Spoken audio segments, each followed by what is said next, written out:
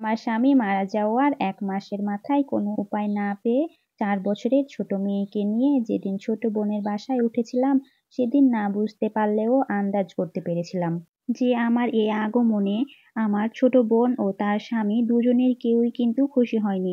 কিন্তু আমি যে নিরুপায় ছিলাম। না ছিল বাবা-মা, না ছিল কোনো ভাই। দুকুলে থাকার জন্য শুধু ছোট বোনটাই ছিল আমার। তাই বাধ্য হয়ে তার বাড়িতে এসে ঠাঁই নিতে হলো। বোনের বাড়িতে উঠেছি প্রায় সপ্তাহখানেক আগে। খেয়াল করে দেখলাম বোনটা আমাকে আর আগের মতো আপু আপু বলে ডাকে না। আমার সাথে আগের মতো নরম স্বরে কথা বলে না। বাড়ির কাজগুলো থেকেও কেমন যেন নিজেকে সরিয়ে নিয়েছে সে। বুঝতে পারলাম সে আমার আপন বোন হলেও আমার এভাবে আগমনে সে মোটেও খুশি নয়। কিন্তু সব বুঝতে পারলেও কিছু বললাম না। চুপচাপ ঘরের কাজ করে মেয়েটাকে নিয়ে বাড়ির এক কোণে পড়ে থাকতাম। কারণ আমার যে যাওয়ার কোনো জায়গা নেই। এই ছোট্ট বাচ্চাটাকে নিয়ে কোথায় যাব আমি? তাই মুখ বুজে বোনের বাড়িতেই পড়ে রইলাম। একদিন রাতে থালা বাসন ধুয়ে রুমে আসার সময় বোনের রুম থেকে কিছু কথা কানে এসে লাগলো। বুঝলাম তারা আমাকে নিয়েই কথা বলছে। শোনাটা হয়তো ঠিক হবে না, তাও অবাধ্য মন তো মানে না। তাই দরজার কাছে গিয়ে দাঁড়িয়ে শুনতে লাগলাম তাদের কথা। বোনের স্বামী বোনকে বলল, নীলা তোমার বোন এই বাড়ি থেকে কবে যাবে বলো তো? কতদিন হয়ে গেল, এখনো এখানেই পড়ে আছে। তোমার বোনের জন্য এখন বাড়িতে থাকতেও অস্বস্তি হয়। আর তোমার বোন আমাদের বাড়িতে আছে যার কারণে মিতু তার স্বামীকে নিয়ে আমাদের বাড়িতে আসতে পারছে না। মিতুর শ্বশুরবাড়ির লোকজনেরা যদি এই কথাটা জানে, তারা কি মনে করবে বুঝতে পারছো?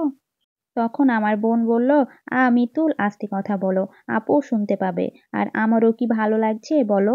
কোথাও বের হলে, কিছু করলে বারবার তাকে কৈফিয়ত দিতে হয়।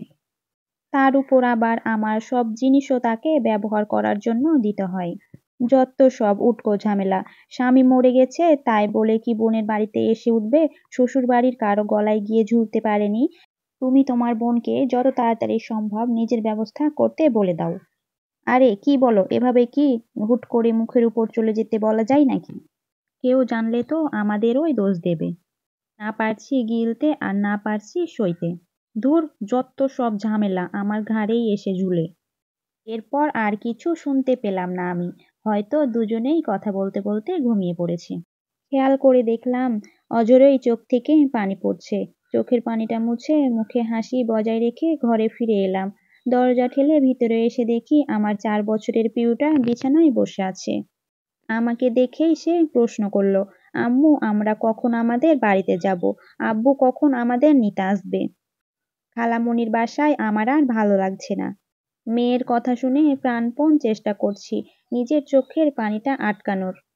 পিউর কাছে এসে তাকে নিজের সাথে জড়িয়ে কাঁপা কাঁপা গলায় তাকে মিথ্যা আশ্বাস দিতে লাগলাম।